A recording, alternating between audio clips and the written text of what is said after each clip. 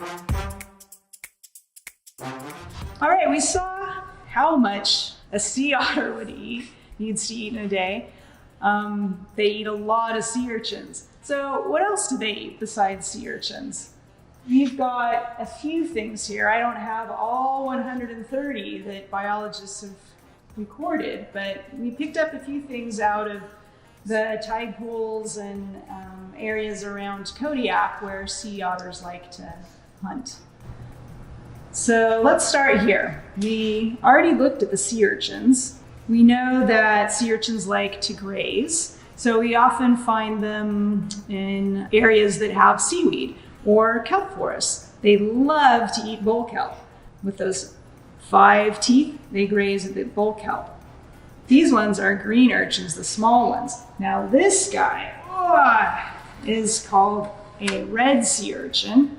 And as you can see, it's much bigger. This would be a real big meal if a sea otter caught this one. You can see it's got waving tentacles, which are 2 feet that it helps to move around. And I don't know if I'll be able to pick this guy up because he's stuck on really tight to the bottom, so I'm gonna leave him. But on the bottom is its mouth. So as it moves along, it would eat algae and seaweed. So I'm gonna write that down on my list. If you have this list, you can write the names of each of these animals. If you don't, you can just write it down on a piece of paper or your whiteboard. So I'm gonna put sea urchin. All right, Theo, let's look at somebody else here we haven't seen before. You wanna try picking something up? Okay, take it off fast, pull fast. Ah, you got it. Do you know what this is? A sea star. A sea star, very good. So everybody, you can write down sea star. Now you can see sea stars typically have 5 arms, but there's some that have 6 or even more. Sunflower stars can have like arms in the 30s. Picnapoo.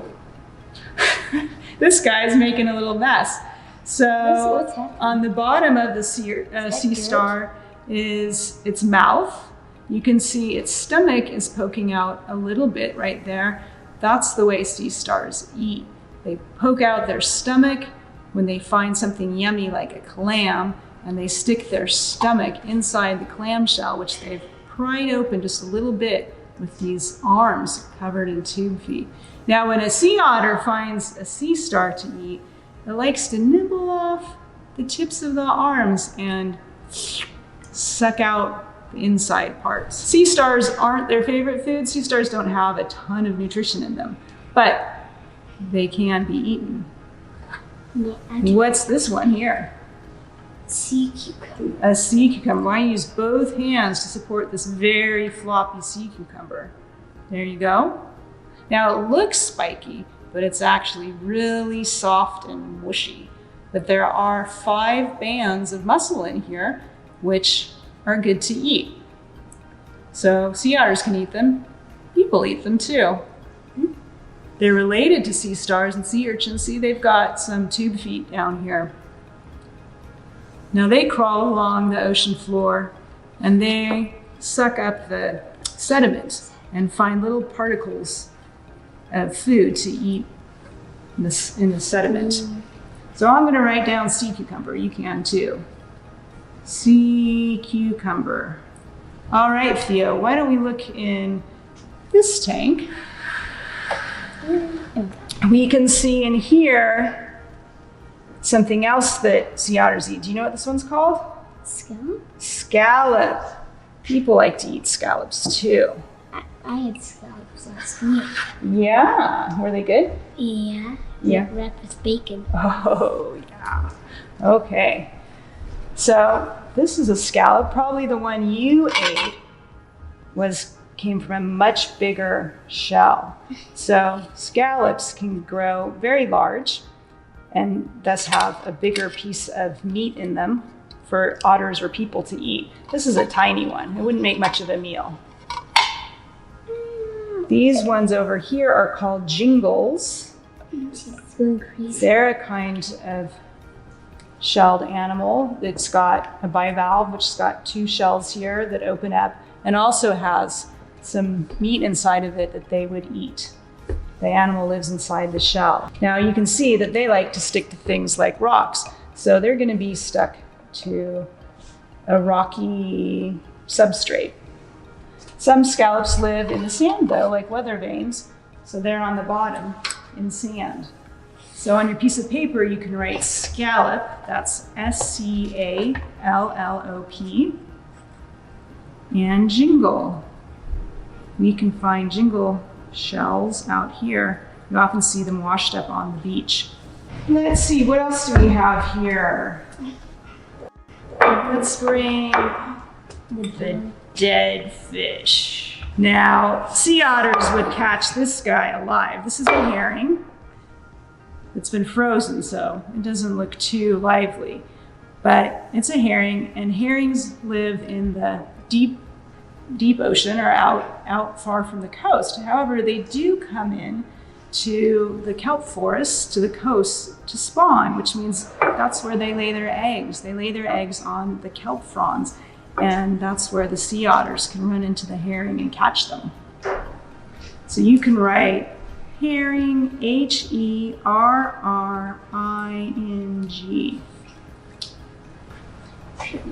What else do we have? Ooh, okay.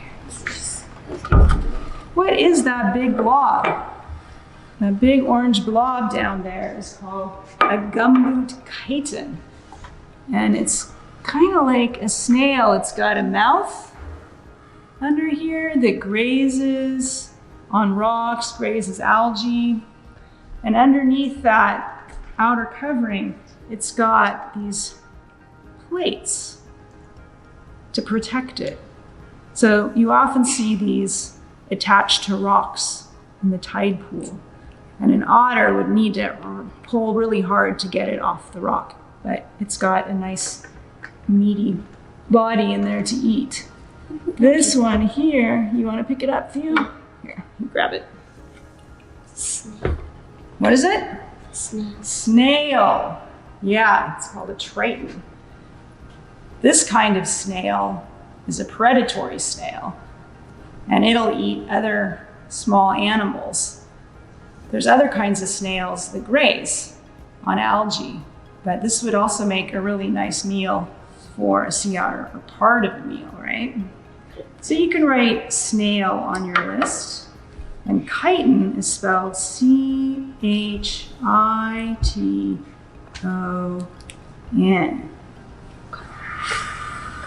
Chitin. Yep. Okay, now we're getting over to some of these guys. Exciting. Do you know what these are? Hermit crabs. Yeah. Now, hermit crabs, you might have seen in tide pools. Sometimes there's often lots of little tiny hermit crabs. These ones are big. The tiny ones live in the tide pools. These bigger ones live a little bit deeper.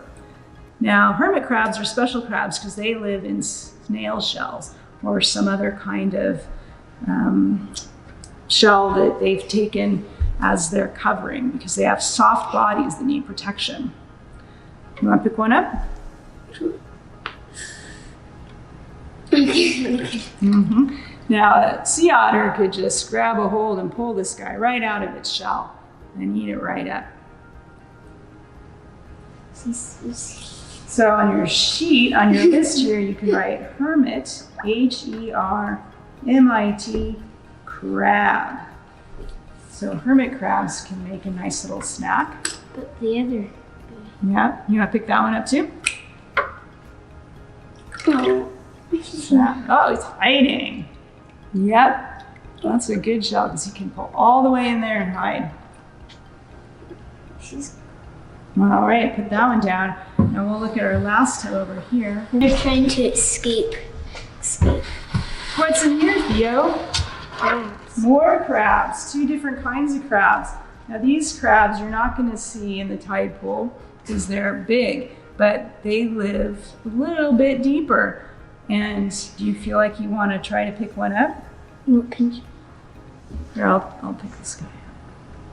This is a tanner crab, which people like to eat, along with sea otters. Yeah.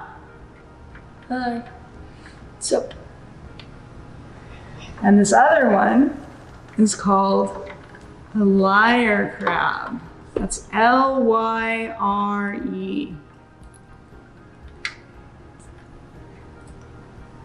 How do they feel? Bumpy. Bumpy? Kind of hard, huh? So now we're going to think about where all these animals live in the ocean. I've got a drawing here of the ocean. And if you don't have this drawing in front of you, you can actually make your own. It's just the ocean waves and some of the land going down, some rocks, and then going down to sand. And then here's a kelp forest with kelp floating, and then some smaller kinds of seaweed, and then up here would be your tide pool. All right, so, well, let's start with the urchins again, Theo. Here, you draw. Where do you think urchins live? Sit down. So this is the ocean, this is the water, surface. So it's urchins? Yeah, we know they like, what do they like to eat? Kelp. So, yep, they'd be in the kelp forest. You can draw an urchin there. Sometimes I see them at tide pools. Yep, sometimes they're in tide pools grazing there too. All right, what about those sea stars? Where do you think they might be? Sometimes they're in tide pools, we see them there. Sea stars can live from shallow to really deep. They like to hide under rocks, especially the small little ones. Yep, those big sunflower stars live deeper out there. And let's think about, let's see, what about that herring we talked about? It comes in to lay its eggs where? What did it lay its eggs on? Rock, sand. Not on the sand, but on the kelp fronds. So you can draw a herring up there. Draw two herring, okay. And then crabs, well, they like to eat all sorts of things. They crawl along the bottom looking for dead fish or maybe smaller animals that they can grab and eat. Now, if you're a small animal, you probably want to do what? You want to hide somewhere, right? Yeah. Now, a really good hiding place is right here at the bottom of the kelp. They have what's called a holdfast. It's kind of like the roots of the kelp plant. And it's kind of like an apartment building or something because it's got all these nooks and crannies in it, and all the little animals like to hide in there. So baby crabs, baby snails, brittle stars, baby sea stars, they all hide in there. So the bigger animals are going to come into that kelp forest looking for little animals to eat. What about clams? They're probably underneath the sand, yeah. Okay, that's pretty good. So, you know what we forgot? We forgot our sea otter. Where does our sea otter? It's going to be around here too, because these are all things the sea otter likes to eat. Now, we've seen that a lot of these animals that these sea otters like to eat hang out in or around the kelp forest. And the otters like to hang out around the kelp forest because that's where a lot of their food is. And another cool thing about kelp and otters is that the mommies, the otter mommies, can use the kelp to protect their babies when they go hunt for food. If you're an otter mommy, you don't want to be holding on your baby while you're diving down, and trying to find your food with one hand.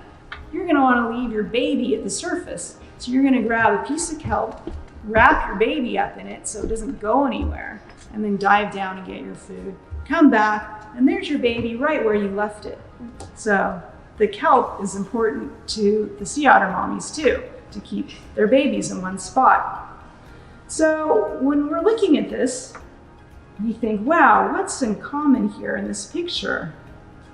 That kelp forest is pretty important. It provides habitat for for the little baby animals to hide in. It provides food for other animals to come and hunt. And it provides a great habitat for the otters to come and find food, and the herring come to lay their eggs there. What would happen, do you think, if the otters left? What would the urchins do? Would they be happy? Yeah. The urchins would be happy because there's nobody there to eat them. They're so prickly, nobody else really wants to eat them too much. So the urchins, they would have an urchin party, and they would start eating lots of kelp. And then they would make lots of urchin babies. And so suddenly there'd be lots of urchins everywhere eating all that kelp. And gosh, if that kelp is gone, well, then none of those other baby animals have anywhere to hide, and the herring doesn't have anywhere to lay its eggs, and the other animals don't have somewhere to find food, and they probably all go look somewhere else.